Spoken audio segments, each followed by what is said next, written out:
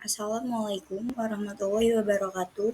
Saya Firdaulia Fadila, mahasiswa Universitas Terbuka, Fakultas Keguruan Ilmu Pendidikan, semester 4, kelas B, ingin mempresentasikan terkait keterampilan berbahasa Indonesia, modul 4, 5, dan 6. Modul 4, Keterampilan Membaca. Kegiatan belajar 1, Keterampilan Membaca Permulaan. A. Pengertian membaca permulaan. Membaca permulaan sering diversuskan dengan membaca lanjut. Sasarannya adalah pembaca-pembaca pemula yang belum mengenal lambang-lambang bunyi bahasa. Di lingkungan sekolah, yang dimaksud dengan pembaca pemula adalah siswa kelas 1 dan 2 sekolah dasar. Sementara di lingkungan masyarakat atau di lingkungan pendidikan nonformal, yang dimaksud dengan pembaca pemula adalah mereka yang tergolong iliteral atau masyarakat yang masih buta aksara. B. Tujuan membaca permulaan. Membaca permulaan diberikan kepada para pemula yang belum bisa membaca atau awal memasuki dunia sekolah formal, atau juga kepada anggota masyarakat yang tergolong buta aksara melalui pendidikan nonformal. Di lingkungan pendidikan formal, pemerintah menyediakan program-program pembelajaran untuk memberantas buta aksara melalui program Paket A. C. Fungsi membaca permulaan. Membaca permulaan berfungsi sebagai peletak dasar atau pondasi bagi keberhasilan seseorang dalam semua aspek kehidupannya kelak. Ada ungkapan bijak seperti, membaca merupakan jantungnya pendidikan. Buku adalah gudang ilmu dan membaca adalah kunci pembukanya. Buku merupakan jendela informasi dunia. Seperti itu kutipannya.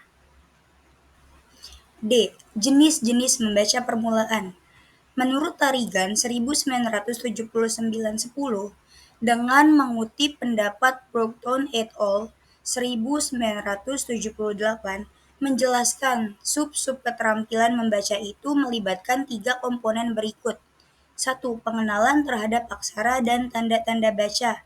2. Korelasi antara aksara, tanda-tanda baca, unsur-unsur linguistik formal. Dan yang ketiga, hubungan lebih lanjut antara 1 dan 2 dengan makna atau meaning. Lebih lanjut dijelaskan oleh Tarigan 1979-11, keterampilan membaca dibangun oleh 2 aspek penting, yaitu A. Keterampilan yang bersifat mekanis atau mechanical skill, dan yang B. Keterampilan yang bersifat pemahaman. Kegiatan belajar 2, Keterampilan membaca lanjut. A. Pengertian membaca lanjut. Membaca lanjut sering diversuskan dengan membaca permulaan. Keterampilan membaca jenis ini diberikan setelah seseorang melek huruf. Oleh karena itu, tuntutan dari kemampuan membaca lanjutan tidak hanya sebatas mengenali lambang tulis dan dapat membunyikannya, melainkan juga harus memahami makna atau maksud yang terkandung di dalam lambang, baik makna tersurat maupun tersirat. B. Tujuan membaca lanjut. Menurut Waples tahun 1967, sebagaimana dikutip oleh Nur Hadi 1987, mengelompokkan tujuan membaca ke dalam beberapa keperluan berikut ini. 1. Mendapat alat tertentu atau instrumental effect, yaitu membaca untuk memperoleh suatu yang bersifat praktis. 2. Mendapat hasil yang berupa prestis atau prestige effect, yaitu membaca untuk mendapat rasa lebih atau self-image dari orang lain. Ketiga, memperkuat nilai-nilai kepribadian atau keyakinan atas suatu pilihan. Nilai-nilai kepribadian yang dimaksud dapat berkaitan dengan aspek religius atau keagamaan, politik atau parpol yang dianut, falsafah, hidup, dan lain-lain. Keempat, mendapat pengalaman estetik melalui penikmatan emosional. Dan yang kelima, membaca untuk menghindari diri dari kesulitan, ketakutan, atau kekhawatiran tertentu. C. Fungsi membaca lanjutan. Fungsi utama dari kegiatan membaca lanjutan adalah kunci bagi pembuka berbagai ilmu, pengetahuan, dan teknologi dalam pembukaan dan meluaskan cakrawala wawasan pembacanya. D. Jenis membaca lanjutan. A. Membaca nyaring. Membaca nyaring pada pembelajaran lanjut lebih diorientasikan pada kegiatan membaca untuk orang lain atau membacakan. Kegiatan membaca nyaring untuk kepentingan diri sendiri biasanya berkaitan dengan tujuan penikmatan atau kepuasan emosional. B. Membaca dalam hati. Kegiatan membaca dalam hati lebih berorientasikan pemahaman dan bersifat personal. Kegiatan membaca dalam hati, jika dikaitkan dengan cakupan bahan bacaan yang dihadapi pembaca, akan menghasilkan jenis membaca intensif dan membaca ekstensif. Modul 5. Keterampilan menulis. Kegiatan belajar 1. Keterampilan menulis permulaan. A. Pengertian menulis permulaan. Menulis permulaan merupakan aktivitas fisik dalam bentuk kegiatan melukis atau menggambar lambang bunyi bahasa. Aktivitas menulis lebih ditunjukkan untuk melatih keterampilan mekanik dan keterampilan motorik tangan agar bisa menggambarkan lambang bunyi. Dalam menulis permulaan, siswa bukan hanya sekedar diajari bentuk-bentuk atau gambar-gambar lambang bunyi bahasa, melainkan juga diajari menulis dengan jelas, terbaca, indah, dan cepat. B. Tujuan menulis permulaan. Orientasi pembelajaran membaca dan menulis permulaan masih ditunjukkan terhadap penguasaan mekanik. Pembelajaran menulis permulaan sering disatu paketkan dengan membaca permulaan. Ketika anak mengenali lambang-lambang bunyi secara reseptif, dia juga harus mampu mempresentasikan lambang-lambang yang sudah dikenalinya itu dalam wujud tulisan. C. Tujuan dan fungsi menulis permulaan.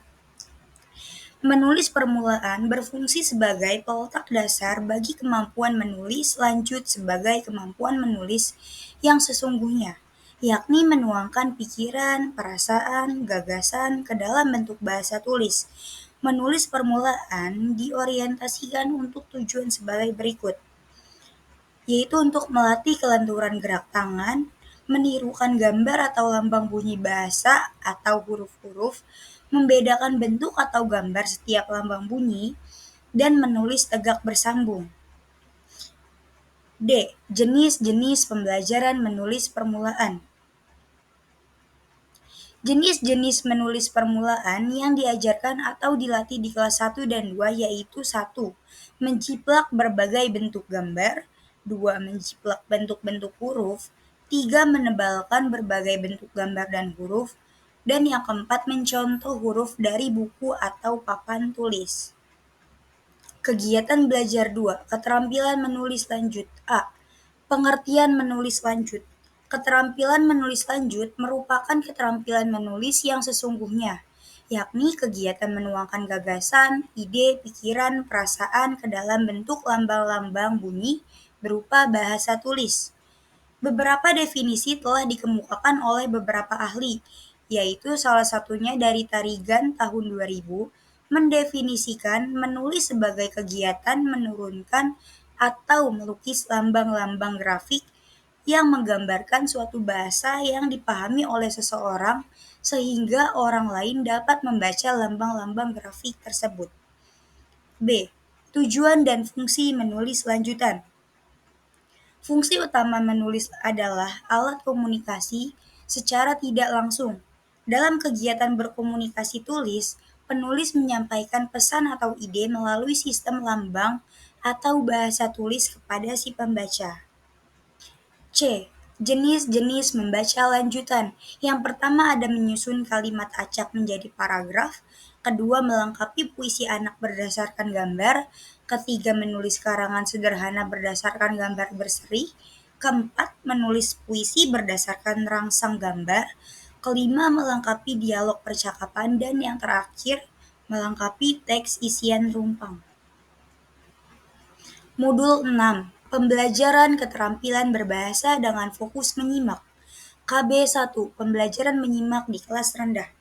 Pengertian pembelajaran menyimak di kelas rendah Pembelajaran mendengarkan dapat dilakukan sendiri atau bersama-sama dengan pembelajaran berbicara atau membaca. Hal penting yang perlu dilakukan adalah adanya perhatian terhadap proses mendengar itu sendiri. Proses mendengarkan meliputi A. Menerima lambang lisan, dan B. Memberi perhatian, dan yang terakhir menentukan makna. Ada pula berbagai macam mendengarkan yang dapat dilakukan, yaitu pertama, ada mendengarkan estetik, kedua mendengarkan kritis, dan yang ketiga mendengarkan komprehensif. Pembelajaran menyimak atau mendengarkan kelas rendah bertujuan agar siswa mampu mendengarkan dongeng, wacana lisan, tentang deskripsi, benda atau denah, teks pendek, dan lain-lain. Sekian dari saya, kurang lebihnya mohon maaf. Wabillahi taufiq wal hidayah. Wassalamualaikum warahmatullahi wabarakatuh.